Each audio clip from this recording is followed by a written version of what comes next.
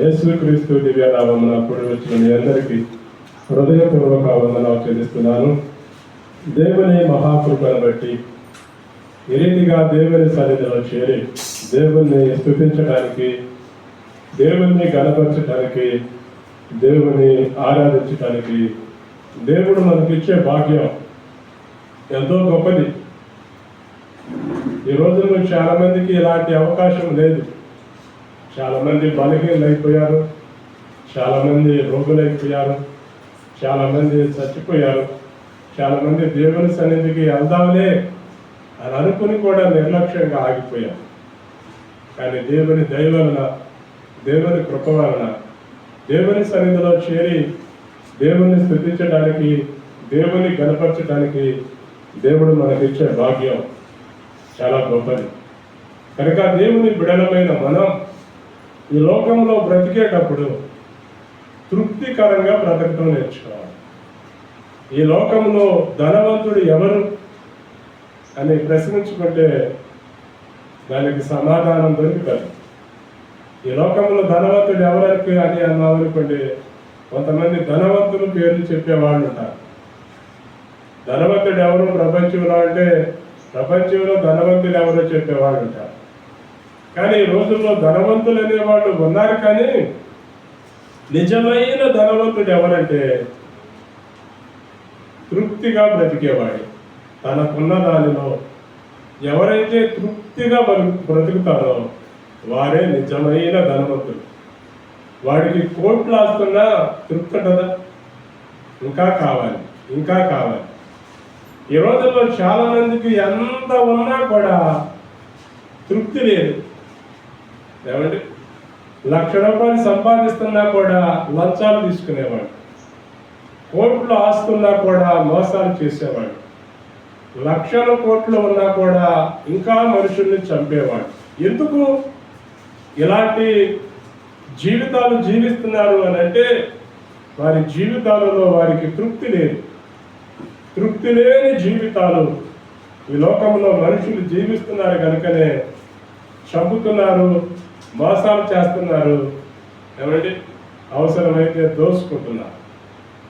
ఎంత డబ్బు ఉన్నా తినేది ఆఖరికి అన్నమే. అయినా ఈ రోజుల్లో చాలా మందికి తృప్తి లేదు. ఇదే మన పరిశుద్ధ గ్రంథంలో కూడా దేవుడు ఇశ్రాయేలీయులను ఐగుప్తు దేశంలో నుండి ముందుండి నడిపించుతూ వచ్చాడు. ఐగుప్తు దేశంలో 418 సంవత్సరాలు బానిసలుగా బ్రతికారు, బానిసత్వంలో ఉన్నారు. దేవుడే పరలోకం నుండి దిగొచ్చాడు, ఐగుప్తు దేశానికి వచ్చి ఇశ్రాయేలీయులను ముందుండి నడిపించాడు. నడిపించి వాళ్ళకి కావలసిన ఆహారాన్ని ఇచ్చాడు, వాళ్ళకి కావలసిన నీరిచ్చాడు, ఏమంటే వాళ్ళకి కావలసిన ప్రతి అవసరతలన్నీ దేవుడు తీర్చాడు. 40 సంవత్సరాలు, ఒక రోజు కాదు, 2 రోజులు కాదు, లేకపోతే 10 రోజులు కాదు, 40 సంవత్సరాలు. 40 సంవత్సరాలు దేవుడు ఏమంటే కొన్ని లక్షల మందిని, వాళ్ళు పొయ్యి పెట్టుకోలేదు, వేసుకున్న వస్త్రాలు పాతగిలిపోలేదు, వేసుకున్న చెప్పులు అరిగిపోలేదు. 40 సంవత్సరాలు దేవుడు వారికి మేఘ స్తంభముగా ఉండి, అగ్ని స్తంభముగా ఉండి నడిపిస్తే వాళ్ళకి తృప్తి లేదు. మాంసం తిన్న అరగంటకే సనిగారు, మంచినీళ్ళు తాగిన 5 నిమిషాలకే గొనిగారు. తృప్తి లేని ఇశ్రాయేలీయులు సనిగి గొనిగి సంహారకుని చేతిలో చచ్చిపోయారు అని బైబిల్లో రాశారు. కనుక ఈ ఉదయకాల సమయమున దేవుని సన్నిధిలో ఉండే మనం ఒకటే నేర్చుకోవాలి. నీకు ఉన్న దానిలో నువ్వు తృప్తిగా బ్రతుకు. నీ అంత దీవించబడిన వాడు ఒకడు లేడు, నీ అంత ఆశీర్వదించబడిన వాడు ఒకటి లేడు. తృప్తి అనేది ఎప్పుడు వస్తుంది మన జీవితాల్లోనికి అంటే, ఎప్పుడైతే దేవుణ్ణి కలిగి బ్రతుకుతారో వారిలోనే తృప్తి ఉంటుంది. తృప్తి అనేది వాళ్ళతోనే ఉంటుంది. వాడికి ఒక పూటకి భోజనం లేకపోయినా ఉండ 2 ముక్కల్లో 1 ముక్క లేనోడికైనా ఇచ్చి ఆ ఉండ 1 ముక్కతో తిని బ్రతుకుతాడు. అది దేవుడిస్తే వచ్చేది. తృప్తి అనేది దేవుని దగ్గర నుంచి మనం సంపాదించుకుంటే వస్తుంది. అంతేగాని దేవుని కోసము ఆరాటపడి పరిగెత్తి ఆఖరికి ఏమీ లేకుండా పోతారు. అందుకని నిజమైన ధనవంతుడు ఎవరు అని అంటే, నాకు దేవుడు ప్రేరేపించింది ఏంటంటే, ఈ లోకంలో ఉన్న దానితో తృప్తిగా కలిగి బ్రతికేవాడే. కనుక మనం చదువుదాం మన పరిశుద్ధ గ్రంథంలో నుండి. మనం చదువుదాం ఫిలిప్పీలకు రాసిన పత్రిక. అపోస్తలుడైన పౌలు ఫిలిప్పీలకు రాసిన పత్రిక 4వ అధ్యాయం 10 నుంచి 15వ వచనం వరకు చదువుదాం. ఫిలిప్పీలకు రాసిన పత్రిక 4వ అధ్యాయము 10 నుంచి 15వ వచనం వరకు చదువుదాం. నన్ను గూర్చి మీరిన్నాళ్లకు మరలా యోచన చేయసాగితిరి, ప్రభువునందు మిక్కిలి సంతోషించితిరి. ఆ విషయంలో మీరు యోచన చేసి ఉంటే గాని తగిన సమయము దొరకకపోయేది. నాకు కొదువ కలిగినందున నేను ఇలాగ చెప్పుటలేదు. నేనే స్థితిలో ఉన్నాను, ఆ స్థితిలో సంతృప్తి కలిగి నేర్చుకొని ఉన్నాను. దేన స్థితిలో నేను ఎరుగుదును, సంపన్న స్థితిలో నేను ఎరుగుదును. ప్రతి విషయంలోనూ అన్ని కార్యములలోనూ కడుపు నిండి ఉండుటకును, ఆకలి కొని ఉండుటకును, సమృద్ధి కలిగి ఉండుటకును, లేమిలో ఉండుటకును నేర్చుకొని ఉన్నాను. నన్ను బలపరచు వాని నేను సమస్తమును చేయగలను.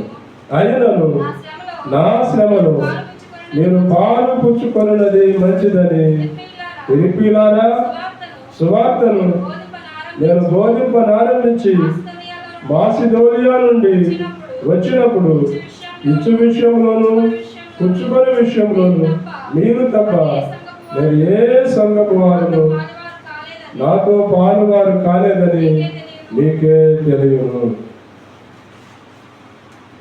నేను మరొక వచనాన్ని చదువుతాను, వినండి. నాకు కొదువ కలిగినందున నేను ఇలాగ చెప్పుటలేదు. నేనే స్థితిలో ఉన్నాను, ఆ స్థితిలో సంతృప్తి కలిగి నేర్చుకొని ఉన్నాను. నేనే స్థితిలో ఉన్నాను, ఆ స్థితిలో సంతృప్తి కలిగి నేర్చుకొని ఉన్నాను. చిన్న ప్రార్థన చేద్దాం. మహాపరిశుద్ధుడు అయిన మా తండ్రి, పరలోకమందున్న మా ప్రభువ, పరిశుద్ధ పుణ్యపాదములకు స్తుతులు స్తోత్రములు వందనాలు చెల్లిస్తున్నాము తండ్రి. మా తండ్రి, సర్వశక్తిమంతుడా, సర్వోన్నతుడా, గొప్ప దేవుడా, మా రక్షకుడా యేసయ్య, స్తోత్రాలు వందనాలు చెల్లిస్తున్నాము నాయన. అలాగే ఉదయకాల సమయమున చదవబడిన ఈ వాక్యం ఇది వచ్చిన బిడలు లేవాడు, నిలిచిన ఈ దాసుడే వట్టివాడు మట్టివాడు ఎన్నిక లేనివాడు. ఈ దాసుని మరుగుపరచండి. ఈ వాక్యంలో నుండి మీరే నాతో మాతో మాట్లాడి మహిమ పొందమని సర్వశక్తిమంతుడు సర్వోన్నతుడు గొప్ప దేవుడు మా రక్షకుడు యేసు క్రీస్తు నామమున అడుగుచున్నాము తండ్రి, ఆమేన్. మనం చదువుకున్న ఈ వాక్య భాగంలో అపోస్తలుడైన పౌలు ఫిలిప్పీలో ఉన్న సంఘంతో మాట్లాడుతున్నాడు. ఫిలిప్పీలో ఉన్న సంఘంతో ఇలాగ మాట్లాడుతున్నాడు. ఏమని మాట్లాడుతున్నాడు? నేనే స్థితిలో ఉన్నా, ఏ స్థితిలో ఉన్నా ఆ స్థితిలో తృప్తిగా బ్రతకటం నేర్చుకుంటేనే వస్తుంది. మన జీవితాలకు తృప్తి అనేది నేర్చుకోవాలి, నేర్చుకుంటేనే వస్తుంది. ఎవరైనా నేర్పిస్తే అది వాళ్ళకి వస్తుంది, నేర్చుకోకపోతే రాదు. అందుకని మనం ఇక్కడ చదువుతున్నాం. ఏమని చదువుతున్నాం? నన్ను గూర్చి మీరిన్నాళ్లకు మరలా యోచన చేయసాగితేనని ప్రభువునందు మిక్కిలి సంతోషిస్తున్నాను. ఆ విషయంలో మీరు యోచన చేసి ఉంటిది కానీ తగిన సమయము దొరకకపోయేను. ఇక్కడ మనం చదువుతున్న ఈ వాక్య భాగంలో అపోస్తలుడైన పౌలు ఫిలిప్పీలో ఉన్న సంగతులందరిని చూసి సంతోషిస్తున్నాడు. ఎందుకంటే నన్ను బట్టి ఈ ఫిలిప్పీలకు ఆశీర్వాదం, నన్ను బట్టి వాళ్ళకి దీవెన. ఎందుకంటే సువార్త విషయంలో వాళ్ళు ఆయనతో కూడా పాలి భాగస్తులుగా పనిచేశారు. అలాంటి విషయంలో అపోస్తలుడైన పౌలుకి ఎంతో అండగా ఉన్నారు, ఎంతో ధైర్యాన్ని ఇచ్చారు. ఎందుకంటే ఆయన ఒకసారి భోజనం లేనివాడిగా కూడా ఉన్నాడు. ఆయనకు ఒక్కోసారి భోజనం లేదు, ఒక్కోసారి మంచినీళ్ళు లేవు, ఒక్కోసారి పలకరించేవాడు లేరు, ఒక్కోసారి బలపరిచేవాడు లేరు, ఒక్కోసారి సలహాలు ఇచ్చేవాళ్ళు లేరు. ఏమి ఉన్నా ఏమి లేకపోయినా ఏమి నేర్చుకున్నాడు? తృప్తి. తృప్తి కలిగి ఉండట. ఏమున్నా ఏమి లేకపోయినా దేవుడు ఉంటే చాలు, నాకు నా దేవుడు ఉంటే చాలు, నాకు నా రక్షకుడు ఉంటే చాలు, నాకు నా విమోచకుడు ఉంటే చాలు. దేవుడు ఉంటే అందరూ నా దగ్గరకు వస్తారు. అదే అతని విశ్వాసం, అది అతని నిరీక్షణ. ఈ రోజుల్లో నీకు కావలసిన దానిని నువ్వు వదిలేస్తున్నావు. నీకు ఏది కావాలో దాన్ని ఎతకటం లేదు. నీకు అవసరమైన దానిని వదిలేసి వ్యర్థమైన దాని కొరకు ఈ లోకంలో ఉన్న వాళ్ళు ప్రయాసపడుతున్నారు. ఈ రోజుల్లో విశ్వాసులు కూడా అదే పనిలో ఉన్నారు. కావలసిన దానిని దేవుడి దగ్గర అడగకుండా జ్ఞానముతో, సొంత జ్ఞానంతో, సొంత బలముతో ఏమండి ఆలోచించి బలం ఉంది అని చెప్పుకుని తెగ పరిగెత్తేవారు కనబడుతున్నారు. అందుకనే మనం ఇక్కడ చదువుతున్నాం, నాకు కొదువ కలిగినందున నేను ఇలాగ చెప్పుటలేదు, నేను ఏ స్థితిలో ఉన్నానో ఆ స్థితిలో తృప్తి కలిగి ఉండటం నేర్చుకున్నా. నువ్వే స్థితిలో ఉన్నావు, నేనే స్థితిలో ఉన్నానో నాకు అర్థం అవ్వాలి. ముందు మనం ఏ స్థితిలో ఉన్నాం, కొంచెం పైవచనంలోకి వెళ్తే మనకు అర్థమవుతుంది. 8వ వచనాన్ని చదువుదాం.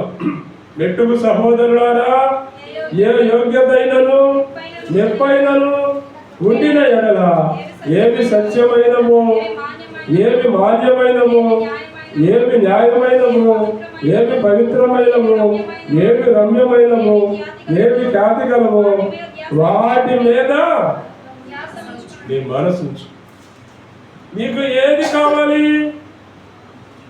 ఈ రోజుల్లో చాలా మందికి ఏది కావాలి అని అంటే, నీకు ఏ కోరిక అని అడిగామనుకోండి, నాకేం కోరిక ఉంటుందండి, 7 వరహాలు కాబట్టి 7 వరహాలు ఎండ వేసుకుని ఒకసారి ఒక రౌండ్ తిరగదామని ఆశలు. కాబట్టి ఈ రోజుల్లో చాలా మంది ఆశపడటం తప్పేం కాదు, కోరిక ఉండటం తప్పేం కాదు, కానీ అందరి దాని కొరకు ఆశపడటం తప్పు. నీవు అందలేని దానికోసం ఎందుకు ఆశపడతావు? ఏమండి ఈ రోజుల్లో చాలా మందికి ఎలాంటి ఆలోచన లేదు, ఎలాంటి తలంపు లేదు, ఎలాంటి ఏమంటే మనసులో పెట్టుకుంటున్నారు. నీకు ఏది అవసరమైంది దేవుడు చెప్తున్నాడు ఇక్కడ. మరలా చదువుదాం. మెట్టుకు సహోదరులారా, ఏ యోగ్యత అయినను మెప్పైనను ఉండిన ఎడల, ఏది సత్యమైనదో, ఏది మాన్యమైనదో, ఏది న్యాయమైనదో, ఏది పవిత్రమైనదో, ఏది రమ్యమైనదో, ఏది ఖ్యాతి గలదో వాటి మీద ధ్యానం ఉంచుకున్నది. మరియు మీరు నా వలన ఏమి నేర్చుకొని అంగీకరించితిరో, నా యందు ఉన్నట్లుగా ఏమి వింటిదో, ఏమి చూచితిరో అట్టి వాటిని చేయుడి. అప్పుడు సమాధానకర్తయగు దేవుడు నీకు తోడై ఉంటాడు. నీ మనస్సును బట్టి, నీ ఆలోచనలను బట్టి దేవుడు నీకు దగ్గరుండాలా, దూరంగా ఉన్నాడా నీకు అర్థమైపోవాలి. మన మనస్సును బట్టి, మన ఆలోచనలు, ఏది రమ్యమైనది, ఏది న్యాయమైనది, ఏది పవిత్రమైనది, ఏది నీకు కావాలో దానిని బట్టే దేవుడు నీ దగ్గర ఉంటాడు. నీవు దేవునికి ఆత్మానుసారమైన విషయాలలో స్థానం ఇస్తే దేవుడు ఉంటాడు. శరీరానుసారమైన విషయాలలో నీవు స్థానం ఇస్తే నీ దగ్గర దేవుడు ఉన్నాడు. అందుకని మనమే నిర్ణయించుకోవాలి, నేనే స్థితిలో ఉన్నానో ఆ స్థితిలో సంతృప్తి కలిగి నేర్చుకోవాలి. నువ్వెప్పుడు నేర్చుకుంటావు? ఎక్కడ నేర్చుకుంటావు? ఇవి నీకు ఎక్కడెక్కడో నేర్పించవు. దేవుని దగ్గరకు వస్తే దేవుడు నేర్పిస్తాడు. ఈ రోజుల్లో చాలా మంది కూడా దేవునికి దాసుల్ని చేయట్లా. నేర్పించేవాడు కూడా ఏమండి సరైన భక్తి విధానం నేర్పించటంలా. ఏమి నేర్పిస్తున్నారు నేను చెప్పలేనులేండి. ఏమండి మనుషులకి దాసుల్ని చేసుకుంటున్నారు. నేను గీత గీస్తే గీతలో కూర్చోవాలంటున్నాడు. నేను ఈ మాట చెబితే ఈ మాట మీద ఉండాలంటున్నాడు. ఏమండి దేవుని మాటలు వదిలేశారు. శాస్త్రులు పరిసయ్యులు కూడా దేవుని ధర్మశాస్త్రాన్ని వదిలేసి నీతి న్యాయాలను వదిలేసి నీవు ఇది చేయకపోతే, నువ్వు ఎలా ఉండకపోతే, నువ్వు ఎలా ఇయ్యకపోతే అని నియమ నిబంధనలు పెట్టి ప్రజల దగ్గర దోచుకున్నారు. ఇప్పుడున్న చాలా మంది కూడా అలాంటి పరిస్థితే, దోచుకునే పరిస్థితి. అందుకని నీవు ఎదుటి వాళ్ళు చెప్పే మాటలే కాదు, దేవుని వాక్యం చేస్తుంది. దేవుడు ఏం మాట్లాడుతున్నాడు, దేవుడు ఎలా జీవించమన్నాడు, దేవుడు ఎలా బ్రతకమన్నాడు అనే ఆలోచన స్పృహ కూడా నీలో ఉండాలి. లేకపోతే మోసం చేసే వాళ్ళు ఎక్కువగా ఉన్నారు అని చెప్పారు. యేసయ్యను తన శిష్యులు అడిగారు, యేసయ్యా ఈ రాకడకు సూచన ఏంది చెప్పు అన్నారు. అంటే యేసయ్య ఏం చెప్పాడో తెలుసా? మీరు త్వరపడి మోసపోవద్దు. మోసం చేసేవాళ్ళు ఎక్కువ. ఈ రోజుల్లో మోసం చేసేవాళ్ళు ఎక్కువగా కనపడతారు. అందుకని త్వరపడి మోసపోకండి. అందుకని దేవుని దగ్గరకు వస్తే దేవుడు నేర్పిస్తాడు. ఏం చెప్పాడు దేవుడు? మనం మాట చదువుదాం. ఇదే మన పరిశుద్ధ గ్రంథములో నుండి మత్తయి సువార్త 11వ అధ్యాయం. మత్తయి సువార్త 11వ అధ్యాయము 28, 29 వచనాలు చదువుదాం. ప్రయాసపడి భారము మోసుకొనుచున్న సమస్త జనులారా నా యొద్దకు రండి, నేను మీకు విశ్రాంతిని కలుగజేయుదును. నేను సాత్వికుడను, దీన మనసు గలవాడును గనుక నీ మీద నా కాడి ఎత్తుకొని నా యొద్ద నేర్చుకొనుడి, అప్పుడు మీ ప్రాణములకు విశ్రాంతి దొరుకును. ఏలయనగా నా కాడి సులువుగాను నా భారము తేలికగాను ఉన్నది. దేవుడేం చెప్పాడు? ప్రయాసపడి భారము మోస్తున్న సమస్త జనులారా నా దగ్గరకు రండి. ఈ రోజుల్లో చాలా మంది ప్రయాస, చాలా మంది భారం. ఏంటి మీ ప్రయాస ఏంది? మీ భారం ఏంది చెప్పండి.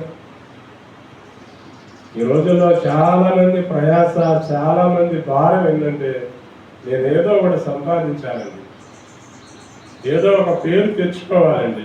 ఈ రోజుల్లో చాలా మంది ప్రయాస, భారం ఇదే. ఒక పేరు తెచ్చుకోవాలి. సమాజంలో ఒక పేరు, సమాజంలో నీకు ఒక పేరు ఉందనుకోండి, దానివల్ల నీకు వచ్చే లాభం ఏంది? సమాజంలో నీకంటూ ఒక పేరు వచ్చింది, దానివల్ల నీకు లాభం ఏంది? ఫలానా వ్యక్తి అని నిన్ను గురించి చెప్పుకుంటా ఉంటారు. నిన్ను గురించి చెప్పుకుంటా ఉంటే నీకు వచ్చే లాభం ఏమైనా ఉంటుందా? ఈ రోజుల్లో చాలా మంది భారం, పేరు తెచ్చుకోవాలి, ధనం సంపాదించాలి, ధనం ఉంటే అన్నీ ఉండట్టారంట.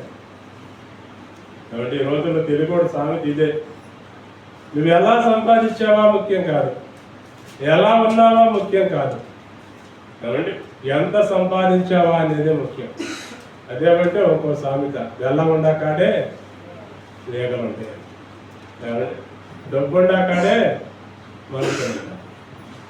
కాబట్టి ఈ రోజుల్లో ఇది ఒక ఆలోచన పట్టుకొని అందరూ ఏదో సంపాదించాలని తెగ ఆరాటపడి, ఏమండి, తెగ ఆరాటపడి అలిసిపోయి సంపాదిస్తున్నారు. రాత్రి అనక పగలనక సంపాదిస్తున్నారు. ఒక తండ్రి తన కొడుక్కి, ఏమండి, ఎంతో సంపాదించారు. ఇంకా చిన్న కథ చెప్తా, ఇది కాదు గుర్తొచ్చింది. ఒక తండ్రి, ఒక కొడుకు, ఒకడే కొడుకు అల్లారు ముద్దుగా తన కొడుకుని పెంచాడు. కానీ తండ్రి చిన్నతనం నుంచే భక్తిపరుడు. వాస్తవంగా ఈ తండ్రి, ఏమండి, ఇంకొక అతను పెంచుకున్నాడు వీధుల్లో, ఏమంటే పందులు తిరిగే ఏరియాలో అనాథ పిల్లలు పడిపోయి ఉంటారు. అలాంటి ప్లేస్కి వెళ్తే ఒక ధనవంతుడికి ఈ పిల్లవాడు దొరికితే తీసుకెళ్ళి అతను పెంచాడు. పెంచి మంచి చదువు చదివించి మంచి ధనవంతుడిని చేశాడు. వాడు మంచిగా చిన్నతనం నుంచే భయభక్తులు కలిగి బ్రతికాడు. కానీ ఇతడికి పెళ్ళైన కొన్నాళ్ళకి ఒక కొడుకు పుట్టాడు. ఆ కొడుకును కూడా ఎంతో అల్లారుముద్దుగా పెంచాడు. కానీ వాడు చిన్న చిన్న సావాసాలు, చిన్న చిన్న అలవాట్లు, అంటే చిన్న చిన్న ఖర్చులు చేయడం అలవాటు పడ్డాడు. చిన్నతనం నుంచి ప్రతి పుట్టినరోజుకి వాడికి ఏదో ఒక గిఫ్ట్ కొనిస్తా వచ్చేవాడు. వాడు ఇప్పుడు పెద్ద అయ్యాడు, 20 సంవత్సరాలకు వచ్చాడు. వచ్చినాక పుట్టినరోజు జరుపుకుంటూ వాడు తండ్రితో పాటు షాపింగ్కి వెళ్ళాడు. వెళ్తుంటే ఒక షోరూంలో ఒక మంచి కారు కనపడింది. మంచి కారు, అది చాలా ఖరీదైన కారు కనపడితే, నానా ఇక 4-5 రోజుల్లో నా పుట్టినరోజు వస్తుంది కదా, నాకు ఈసారి ఆ కారు గిఫ్ట్గా ఇవ్వు అన్నాడు. కొన్ని కోట్లు సంపాదించాడు తండ్రి. ఎవరి కోసం? కొడుకు కోసమే కదా. సరేనని చెప్పి ఏం మాట్లాడకుండా మౌనంగా ఉన్నాడు. పుట్టినరోజు రానే వచ్చింది.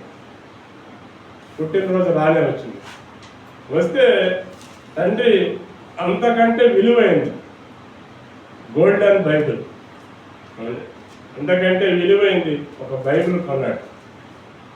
కొని బైబిల్ని ప్యాక్ చేసి, ఏమండి, ఆ ప్యాక్ తీసుకెళ్ళి కుమారుడికి ఇచ్చాడు. పుట్టినరోజు వస్తే దాన్ని తీసుకెళ్ళి కుమారుడికి ఇచ్చాడు. కుమారుడికి ఇస్తే, ఏందైనా ఇది అని అడిగాడు. అయ్యా, ఇది గోల్డెన్ బైబిల్, చాలా ఖరీదైంది, నీకోసమే ఇష్టపడి నేను కొన్నా, నీకోసమే ఇది గిఫ్ట్గా ఇస్తున్నా అన్నాడు. అనగానే వాడికి ఎక్కడ లేని కోపం వచ్చింది.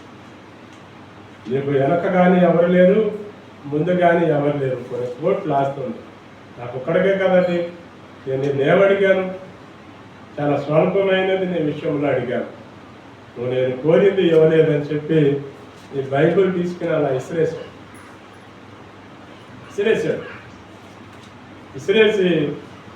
ఇంట్లో నుంచి వెళ్ళిపోయాడు. వినండి జాగ్రత్తగా. ఇంట్లో నుంచి వెళ్ళిపోతే తండ్రి ఆ ఇంట్లోనే ఉన్నాడు. ఆ ఇంట్లోనే ఉండి ప్రతి పుట్టినరోజుకి తన కుమారుని జ్ఞాపకం చేసుకుంటూ అలాగే బ్రతికి కొన్నాళ్ళకి చచ్చిపోయాక తండ్రి చచ్చిపోతూ తన ఆస్తి అంతా వీలునామా రాసి లాయర్ ద్వారా కుమారుడికి పంపిస్తే, అయ్యా, ఇదిగో నీ ఆస్తి అంతా నీ నాయన నీ పేరు మీద రాశాడు, ఇదిగో నీకు నీ ఆస్తి ఇమ్మన్నాడు అని చెప్పి లాయర్ తీసుకెళ్ళి ఇచ్చాడు. ఇస్తే చాలా సంతోషించి ఒకసారి ఆ ఇంటికి రావాలనిపించి ఇంటికి వచ్చాడు. ఇంటికి వస్తే ఇంటికి రాగానే వాడి చిన్నతనం నుంచి ఉన్న ఆలోచనలు అన్నీ వచ్చినాయి. గుర్తుకు తెచ్చుకున్నాడు. పుట్టినరోజు నాడు అతను విసిరేశాడే బైబిల్, అది ఎక్కడ విసిరేశాడు అక్కడే ఉంది. దాన్ని ఎవడ కదిలేక వెళ్ళి ఆ రోజు అసలు మా నాయన ఏమిచ్చాడా, ఏం బైబిల్ వెళ్ళి తీసుకుని ఆ బైబిల్ చేతిలో తీసుకుంటే ఆ బైబిల్లోనే అతను ఏ కారు అయితే కోరుకున్నాడో ఆ కారు కీచేయి కూడా దానిలోనే పెట్టాడు. ఆ కారు కీచేయిని కూడా బైబిల్లోనే పెట్టాడు. కారు కంటే విలువైంది బైబిల్ ఇచ్చి, దానికంటే తక్కువది కారు. ఏమండి, అప్పుడు అతను ఆ బైబిల్ తీసుకున్నప్పుడు ఆ కీచేయిని కింద పడంగానే బోరు ఏడ్చాడు. ఎంత ఏడ్చినా చచ్చిపోయిన తండ్రి తిరిగి వస్తాడా? తిరిగిరా. నువ్వు ఎంత ఏడ్చినా తిరిగిరా. దేవుడు నీకు ఇచ్చిన దానిలో నువ్వు తృప్తి కలిగి బ్రతకడం నేర్చుకుంటే నువ్వు నీ ఇంట్లో వాళ్ళని సంపాదించుకోగలుగుతావు. ఈ రోజుల్లో చాలా మందికి తృప్తి ఉండదు. కొన్ని కోట్ల ఆస్తి వచ్చింది, కానీ తన కన్న తండ్రిని మిస్ చేసుకున్నాడు. ఎప్పుడైతే ఆ తాళం ఏమంటే తీసుకున్నాడో ఆ షోరూంలోనే, అప్పటిదాకా ఆ షోరూంలోనే ఆ కారు. ఈ రోజుల్లో చాలా మందికి తృప్తి ఉండదు. ఏదేదో కోరుకుని, ఏదేదో ఆశలు పెట్టుకుని, ఏదేదో తలంపులు పెట్టుకుని ఇంట్లో ఉన్న వాళ్ళను దూరం చేసుకునేవాళ్ళు ఉన్నారు. అదే ఆ ఒక్క క్షణం నువ్వు తృప్తి కలిగి ఇచ్చినది ఆ గిఫ్ట్ తీసుకుని ఉంటే, ఆ గిఫ్ట్ ఓపెనింగ్ చేసి ఉంటే దానిలో ఉన్న ఆ కారు కూడా నీకు తెలుసా. కానీ ఆవేశంలో ఆలోచన లేకుండా జీవితాలను పాడు చేసుకునేవాళ్ళు ఈ లోకంలో ఎంతోమంది మన కళ్ళ ముందు కనపడుతున్నారు. అందుకనే మన పరిశుద్ధ గ్రంథంలో దేవుడు చెప్తున్నాడు, ప్రయాసపడి భారము మోయిస్తున్న సమస్త జనులారా నా యొద్దకు రండి, నేనే మీకు విశ్రాంతిని ఇవ్వగలిగిన దేవుడు, నేనే మీకు రక్షణ ఇవ్వగలిగిన దేవుడను, నేనే మీకు సమాధానం ఇవ్వగలిగిన దేవుడను. నేను తప్ప ఈ లోకంలో మీకు ఎవరు ఏది ఇవ్వలేదు. అవసరమైతే నీ దగ్గర నుంచి లాక్కుంటారు, నీ దగ్గర నుంచి దోచుకుంటారు, కానీ నీకు సంతోషాన్ని ఇవ్వలేరు, నీకు సమాధానాన్ని ఇవ్వలేరు, నీకు ఆనందాన్ని ఇవ్వలేరు. అందుకని నా దగ్గరకు రా, నేను నీకు నేర్పిస్తాను. నేను దీనుడను, దీన మనసు గలవాడు గనక నా దగ్గరకు వచ్చి నేర్చుకోండి. దేవుడు మనకు నేర్పిస్తున్నాడు. సర్వోన్నతుడు దేవుడు. ఏమండి, మాట ద్వారా భూమి ఆకాశములను సృజించినవాడు. భూమిని ఏమండి మాట ద్వారా సృజించాడు, ఆకాశమును మాట ద్వారా సృజించాడు. ఏమండి, ఈ ప్రకృతి అంతటిని మాట ద్వారా సృజించిన దేవుడు నీ దగ్గరకు నా దగ్గరకు వచ్చేసరికి ఆలోచించాడు. ఎందుకు? నేను చేయాలనుకునే నా కుమారుడు మాట ద్వారా కాదు, నా చేతులతో చేయాలి. అది దేవుడు మనలను ఆయన చేతులతో చేశాడు. ఒక మట్టిని తీసుకుని ఆ మట్టిని బొమ్మగా చేసి ఆ బొమ్మలోనికి ఆయన జీవవాయువును, జీవ ఆత్మను ఊదాడు. ఎప్పుడైతే దేవుడు జీవ ఆత్మ మన బొమ్మలో ఊదాడో నీవు నేను జీవించే ప్రాణయ్యం. ఇప్పుడు నేను బ్రతికున్నానంటే దేవుని జీవాత్మ నాలో ఉంది. నాలో ఉన్న గనుకనే నేను నుంచుంటున్నాను, మాట్లాడుతున్నాను, సాక్ష్యం ఇస్తున్నాను. అదే నేను చచ్చిపోయాను అనుకోండి, ఇంకెక్కడ ఉండేది ఎవరు? ఇక్కడ ఉండేది ఎవరు? చచ్చిపోయిన శవంలో ఏముంటది? ఏముండదు, బొమ్మ అది అంతే. దానిలో ఉన్న దేవుడిచ్చిన జీవాత్మ ఎక్కడికి వెళ్ళాలో అక్కడికి వెళ్ళిపోతావు అంతే. అంటే నువ్వు బ్రతుకున్నంత కాలమే ఏది చేయాలనుకున్నా, ఏది చెయ్యాలనుకున్నా నువ్వు బ్రతుకున్నంత కాలమే. నీవు చనిపోతే నీ ఆశలన్నీ ఏమైపోతాయో, నీ ఆలోచనలన్నీ ఏమైపోతాయో ఆలోచించండి. అందుకని మనం బ్రతికి ఉన్నప్పుడే తృప్తి కలిగి ఉండి నేర్చుకోవాలి, తృప్తి కలిగి ఉండటం నేర్చుకోవాలి. అందుకని మనం ఇక్కడ చదువుతున్నాం, నేను దేన స్థితిలో ఉండా ఎరుగుదును, సంపన్న స్థితిలో ఉండా నేను ఎరుగుదును. అపోస్తలుడైన పౌలు చెప్తున్నాడు అన్నమాట. మళ్ళీ చదువుదాం అన్నమాట. ఫిలిప్పీలకు రాసిన పత్రిక 4వ అధ్యాయం. నాకు కొదువ కలిగినందున నేను ఇలాగు చెప్పుటలేదు, నేను ఏ స్థితిలో ఉన్నాను ఆ స్థితిలో సంతృప్తి కలిగి ఉండ నేర్చుకొని ఉన్నాను. దీన స్థితిలో ఉండ నేను ఎరుగుదును, సంపన్న స్థితిలో ఉండ నేను ఎరుగుదును. ప్రతి విషయంలోనూ అన్ని కార్యములలోనూ కడుపు నిండి ఉండుటకును, ఆకలి కొని ఉండుటకును, సమృద్ధి కలిగి ఉండుటకును, లేమిలో ఉండుటకును నేర్చుకున్నాను. ఏమంటే కడుపు నిండటం తెలుసు, ఆకలి అవ్వటం కూడా తెలుసు. ఈ రోజుల్లో మీరు చెప్పండి, మీకు ఎప్పుడైనా ఆకలి అనిపించిందా? ఆకలి ఆకలి ఎప్పుడేసింది అన్నా?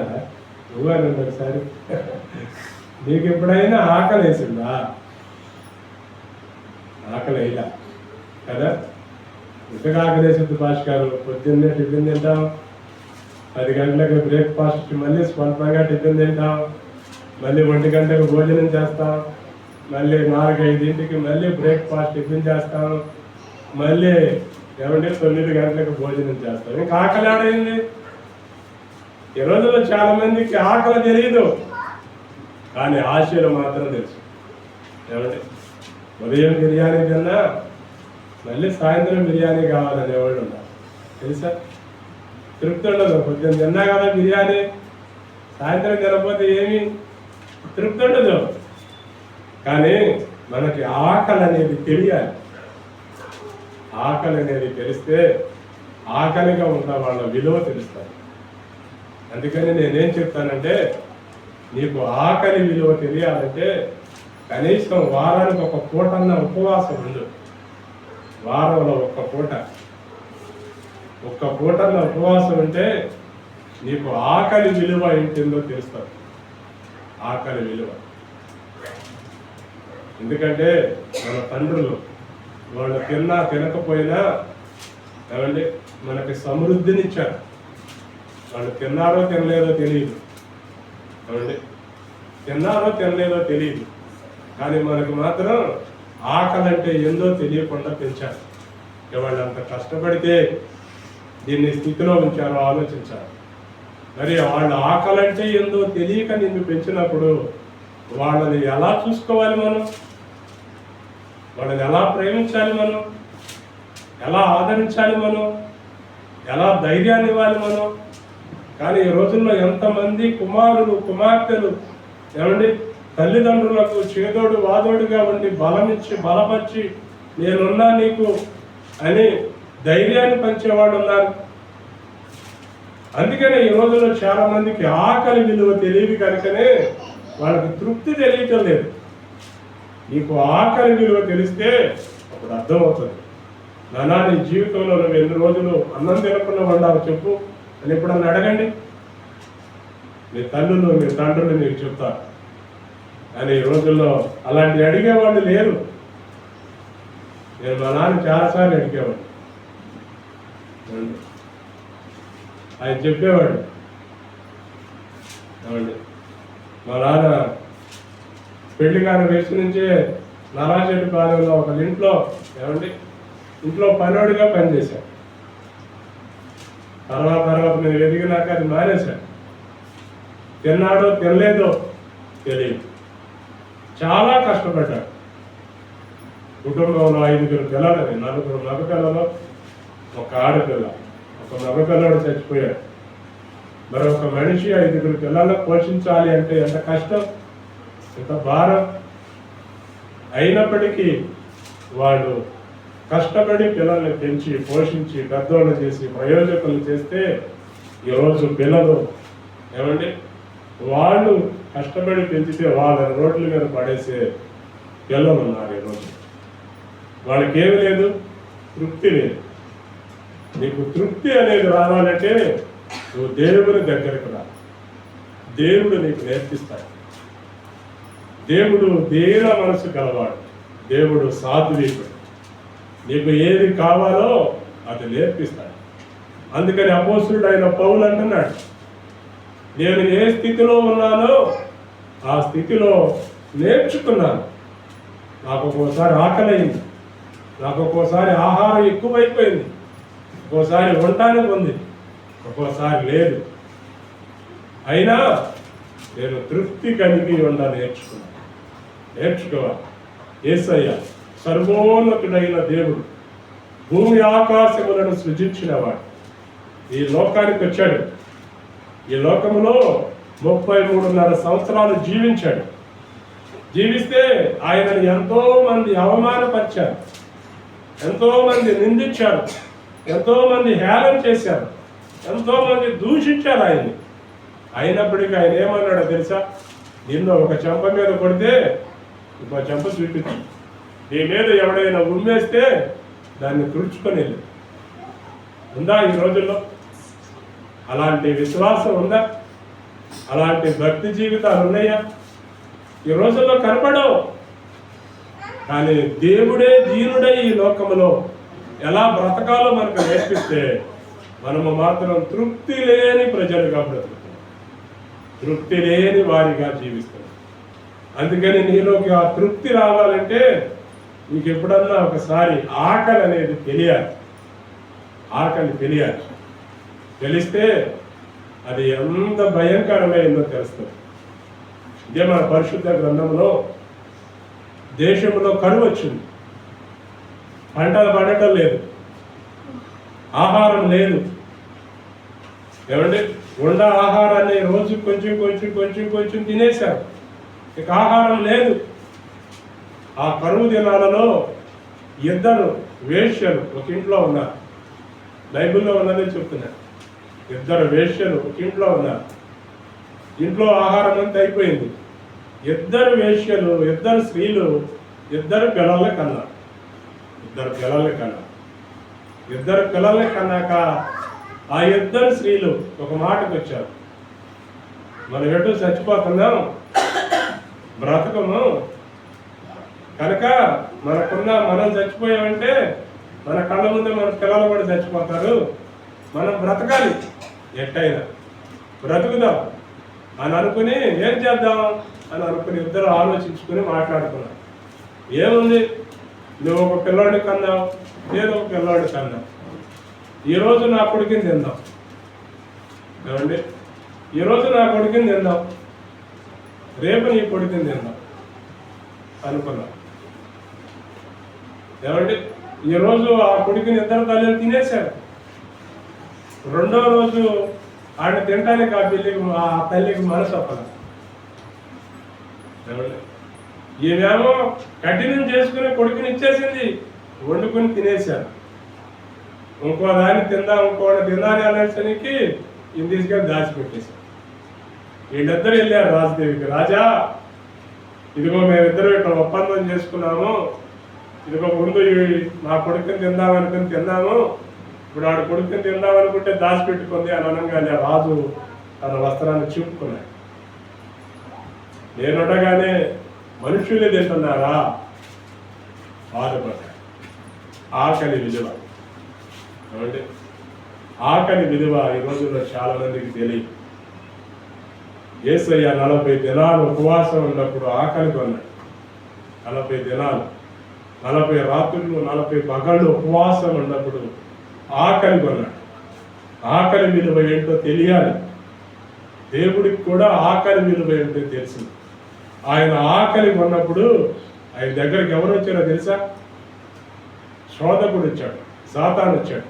సాతాను వచ్చి, దేవుడు కదా నువ్వు, దేవుని కుమారుడు కదా, భూమి ఆకాశములను సృజించిన వాడివి కదా, నీకు శక్తి ఉంది కదా, ఈ రాళ్లను రొట్టెలు చేసుకుని తినొచ్చు కదా అన్నాడు.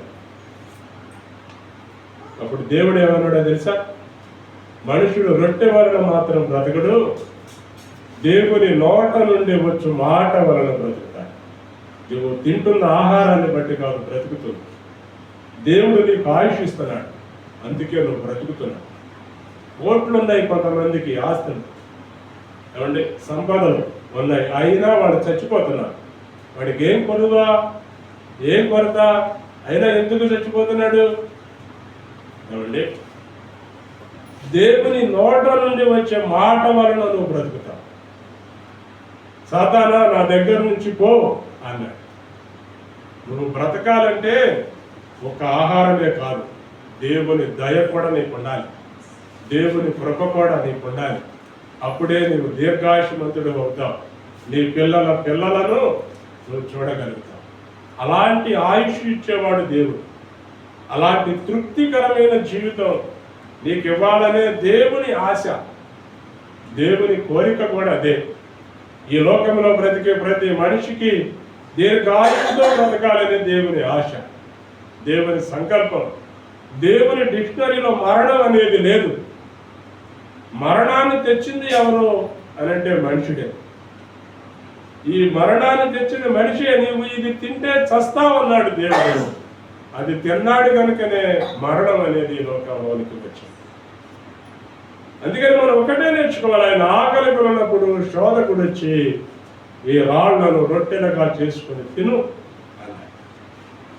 కానీ ఈ రోజుల్లో చాలా మంది ఏమండి తినటం కోసమే బ్రతికేవాళ్ళు ఉన్నారు. తినటం కోసమే బ్రతుకుతారు. ఏమండి కొంచెం కూడా ఖాళీ ఇవ్వాలి, ఎలా తినేస్తారు. రేపు రాగానే కప్పుతారు. ఎలా గెలదాకండి, కొంచెం ఇంటి పెట్టండి.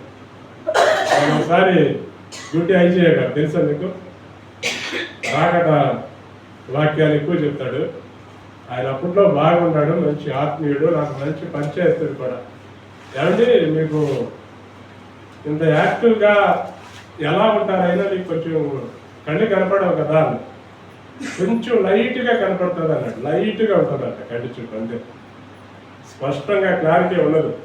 అయినా మీరు ఇంత యాక్టివ్గా ఇంత బాగా ఎలా ఉంటారండి అని అడిగా. నేను ఆయన అడిగా డైరెక్ట్గా. నేను చాలా బాగా మాట్లాడినప్పుడు ఆయన అన్నాడు, నేను ఏది కడుపు నిండా తినకుండా నాకు కొంచెం ఆకలి అయ్యేటట్టు తింటా అన్నాడు. ఆకలి అయ్యేటట్టు నేను తింటా అనగా నాకు ఆశ్చర్యం వచ్చింది. ఏంద్రా ఎవడన్నా తింటే కడుపు నిండా తిన్నాను అంటాడు, ఇదేంది ఆకలి అయ్యేటట్టు తింటున్నాడు. నీ కడుపులో ఆకలి అనేది ఉంటే యాక్టివ్గా ఉంటాడు. నీ కడుపులో బిర్రుగా ఉందనుకోండి ఏమొస్తుంది, నిద్ర వస్తుంది. చాలా మంది చర్చికి వచ్చిన కాడ నుంచి నిద్రే. వచ్చేటప్పుడు మరి తినొస్తారా ఎవరికి తెలియదు. ఏమండి ఒక భాష గారు ఒక ఆయన నిద్రపోతుంటే, అయ్యా ఎందుకయ్యా పొద్దాక నిద్రపోతావు, కొంచెం దేవుని వాక్యం వినయ్యా అన్నాడట. అంటే ఇంటికాడుంటే మా ఆవిడ కూడా ఎడకొస్తే నీ బారిందయ్యా, నన్ను ప్రశాంతంగా నిద్రపో నీ వాయింది అన్నాడట. కాబట్టి మీరు ప్రశాంతంగా నిద్రపోవాలంటే ఇంటికాడ పడుకోండి, ఇదే కానీ దేవుని సన్నిధికి వచ్చినప్పుడు వాక్యం వినండి. అందుకని మనం ఇక్కడ చదువుతున్నాం. మనకి ఆకలి అనేది ఎప్పుడైతే తెలుస్తుందో అప్పుడే దానిలో ఉన్న తృప్తి మనకు తెలుస్తుంది. యేసయ్యకు కూడా మన ఆకలి తెలుసు. మన ఆకలి తెలుసు కనుకనే నువ్వు అడగకుండానే నీకు అన్ని సమృద్ధిగా ఇచ్చాడు. అన్ని సమృద్ధి.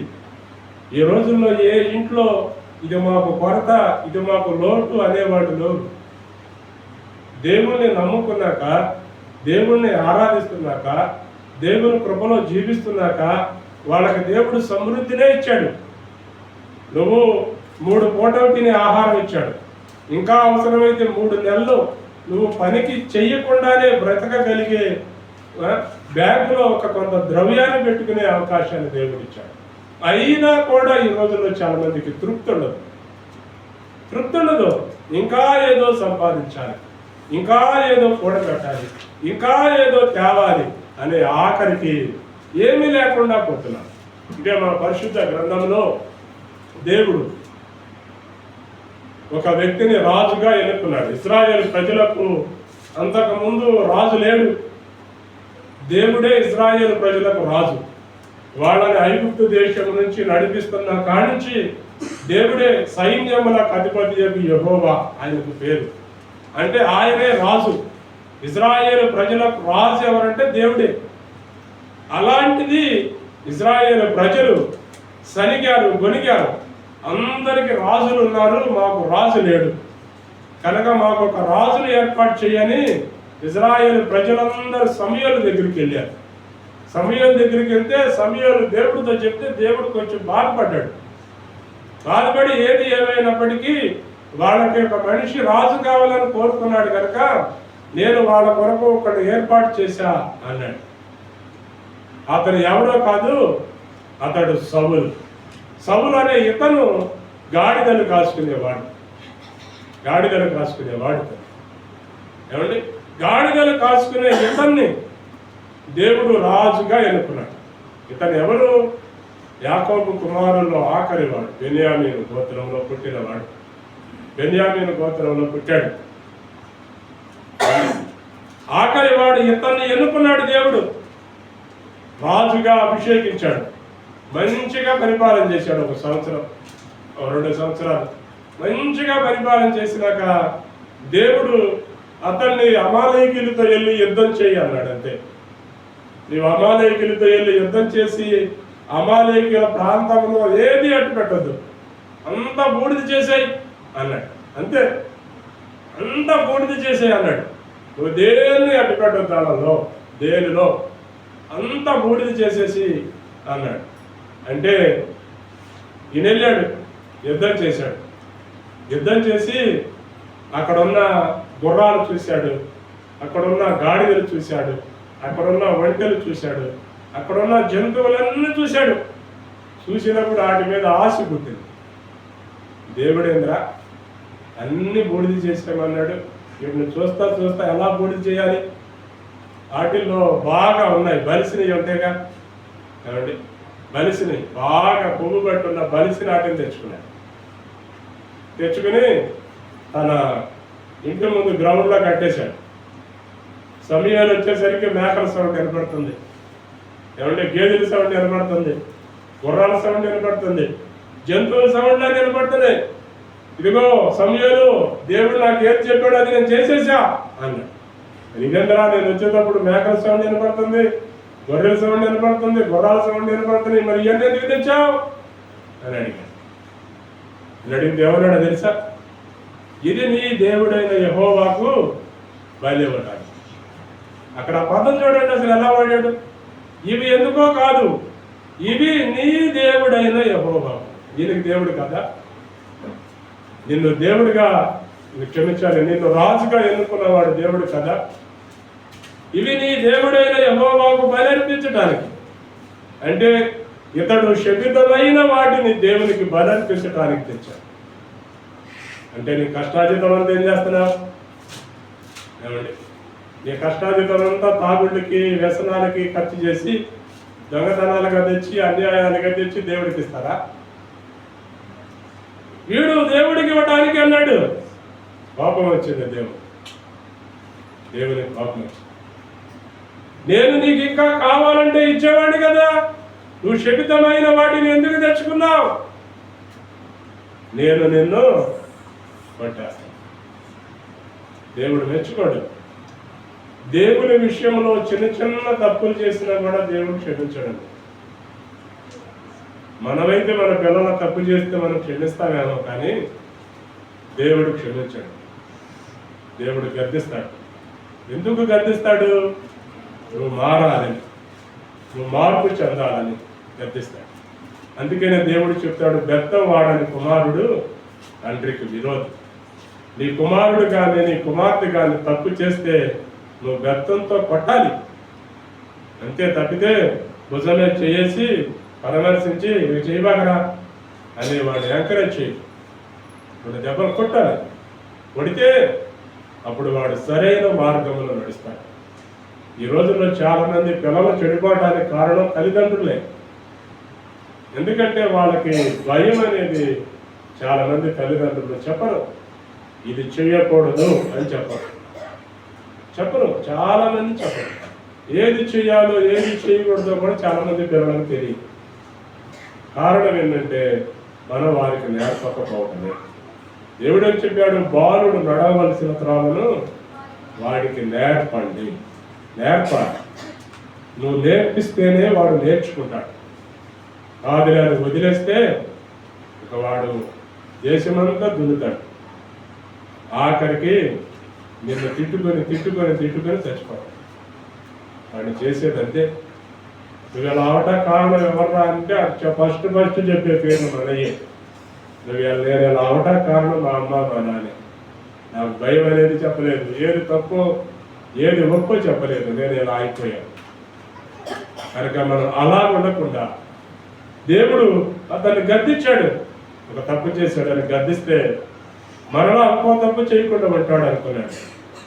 కానీ మరలా అతను ఇంకో తప్పు చేశాడు. మిస్పా, ఇజ్రాయేల్ ప్రజలందరూ మిస్పాలో కూడుకున్నప్పుడు సమూయేలు చెప్పాడు, ఫిలిష్తీయులు ఏమంటే ఇజ్రాయేలు మీదకి యుద్ధానికి వస్తున్నారు. అప్పుడు వీళ్ళందరూ మిస్పాలో కూడుకుని ప్రార్థన చేస్తున్నారు. అప్పుడు సమూయేలు అన్నాడు, మీరు మిస్పాలో కూడుకుని ప్రార్థన చేయండి, నేను తప్పకుండా మీ దగ్గరకు వస్తా, నా కోసం ఎదురు చూడండి, అప్పుడు దేవునికి బలి అర్పిద్దాం అన్నాడు. కానీ ఎదురు చూచి వచ్చేసరికి బలి అర్పించేశాడు. నువ్వు చేసిందేంటి అని అడిగాడు. నీ కోసం ఎదురు చూశాను, నువ్వు రాలేదు, నాకు భయం వేసి నేను వెళ్ళిపోతానని, అందుకే నేను చేయాల్సింది చేశాను. దేవుడు నిన్ను కొట్టేశాడు అన్నాడు. సౌలుని దేవుడు యాక్సెప్ట్ చేయలే. ఆఖరికి సౌలు ఏమైపోయాడో తెలుసా? తనకు తాను పొడుచుకొని చచ్చిపోయాడు. అందుకని ఫిలిప్పీలో క్షమించాలి. ఒక మాట చదివి నేను ముగించేస్తాను. ఇదే 1 తిమోతికి రాసిన పత్రిక. అపోస్తలుడైన పౌలు తిమోతికి రాసిన 1 పత్రిక 6వ అధ్యాయం 6వ వచనం నుంచి చదువుతాం. మంచి మాటలు ఉన్నాయి ఇక్కడ, మనం చదువుదాం. సంతృప్తి సహితమైన దైవ భక్తి గొప్ప లాభ సాధనమై ఉన్నది.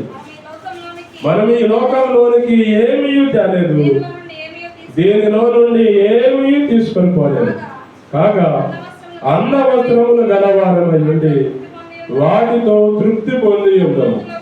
ధనవంతులకు అపేక్షించు వారు శోధనలోను, ఉరిలోను, అవివేకయుక్తములను, హానికరములైన అనేక దురాలోచనలను పడుదురు. అట్టి మనుషులను నష్టములోను, నాశనములోను ముంచివేయు. ఎందుకనగా ధనాపేక్ష సమస్త కీడులకు మూలము. కొందరు దాన్ని ఆశించి విశ్వాసము నుండి తొలగిపోయి నానా బాధలతో తమ్మును తామే పొడుచుకొని చచ్చిపోయి. చాలు, స్పష్టంగా రాశాడు ఇక్కడ, స్పష్టంగా. కనుక సంతృప్తి సహితమైన భక్తి, నీకు మంచి భక్తిని దేవుడు నీ హృదయంలో ఉంచాడు. ఏ రోజుకి అన్నపానములు ఆ రోజుకి చాలు, మనం రేపటి గురించి ఆలోచించద్దు. మీకు మాట చెప్పేదా, మా అమ్మాయి ఫంక్షన్ ఎప్పుడు మొన్న 12వ తారీఖు. నేను ఎక్కువ బావా అంట మా జయరావు. ఆయన కూడా ఒక రోజు ముందురా అని చెప్పా, తప్పకుండా వస్తా బావా అన్నాడు. అని రాత్రి కూడా వద్దామనుకుని ఏదో అలసటగా ఉందని కొనుక్కొని పొద్దున్నే లేచి బయలుదేరాడు. బయలుదేరి కెనాల్ నుంచి వచ్చే ట్రైన్ ఎక్కి ట్రైన్లో కూర్చున్నాడు. ప్రాణం ఎప్పుడు పోయిందో పోయింది, ఎప్పుడు చచ్చిపోయాడో కూడా తెలియదు. కానీ అక్కడున్న ట్రైన్లో ఉన్న ఎవరో పక్కన వ్యక్తులు తన జేబులో ఫోన్ ఉంటే తీసి వాళ్ళకు ఫోన్ చేసి ఇన్ఫర్మేషన్ ఇచ్చి అతన్ని తీసి కొన్నూరు ప్లాట్ఫామ్ మీద పడుకోబెట్టారు. ఊగిస్తారా ఉన్నారు. మనం ఎప్పుడు చనిపోతామో మనకు తెలియదు. అందుకని దేవుడు చెప్తున్నాడు, మన ప్రాణము ఏమంటే అన్నం మీద నుంచి వచ్చి ఆవిరి వంటి ఆవిరి ఎంతసేపు ఉంటుంది? ఉదయమున పూసి సాయంత్రానికి వాడిపోయే పువ్వు బట్టి. అందుకని దేవుడు అంటున్నాడు, ఏ రోజుకి ఆ రోజుకి ఆహారం ఉంటే చాలు అన్నాడు. అన్న వస్త్రములు గలవారమై ఉండి తృప్తిగా బ్రతకండి, చాలు. ఆర్పాటం కోసం, ఆశల కోసం పరిగెత్తి నీకున్న భక్తి పోగొట్టుకో, నీకున్న విశ్వాసాన్ని పోగొట్టుకో. అవి పోయినవి అనుకో, నువ్వు ఎంత సంపాదించుకున్నా రేపు ధనవంతుడు చూసాగా మనం. ఎక్కడున్నాడు? పాతాళంలోకి వెళ్ళి యాతన పడ్డాడు దరిద్రుడు. ఈ ధనవంతుడు తిని పడేసే రొట్టె ముక్కలు తిన్నాడు. అతను కూడా సంపాదించుకోలేని స్థితి. ఎందుకంటే తన ఒళ్ళంతా గజ్జి కురుకులు, ఒళ్ళంతా గాయాలు, రక్తము, షీము కాకుంటే కుక్కలు నాకినాయి. కానీ అతడు చచ్చిపోతే దేవుని దూతలు వచ్చారు అతనికి. అతన్ని తీసుకెళ్ళి పరలోక రాజ్యంలో కూర్చోబెట్టారు. ఇంతకంటే గొప్ప ఐశ్వర్యం ఇంకేం కావాలి నీకు? ఇక్కడ ఎంతో సంపాదించుకుని నరకంలో పడి చచ్చే కంటే నీకు ఇక్కడ ఉన్న దానితో తృప్తిగా బ్రతికి సంతోషంగా జీవించి కళ్ళు మూసి పరలోకంలో కళ్ళు తెరిస్తే ఎంత ఆనందం. అలాంటి గొప్ప విశ్వాసాన్ని, అలాంటి గొప్ప నిరీక్షణను దేవుడు మీలో నింపి ఆశీర్వదించును గాక. చిన్న ప్రార్థన చేద్దాం. ఈ ఉదయకాల సమయమున దేవుని సన్నిధిలో ఉన్న మనం ఒక చిన్న ప్రార్థన చేద్దాం. ఒక చిన్న ప్రార్థన చేద్దాం. మనమెవరిని మౌనంగా ఉండదు.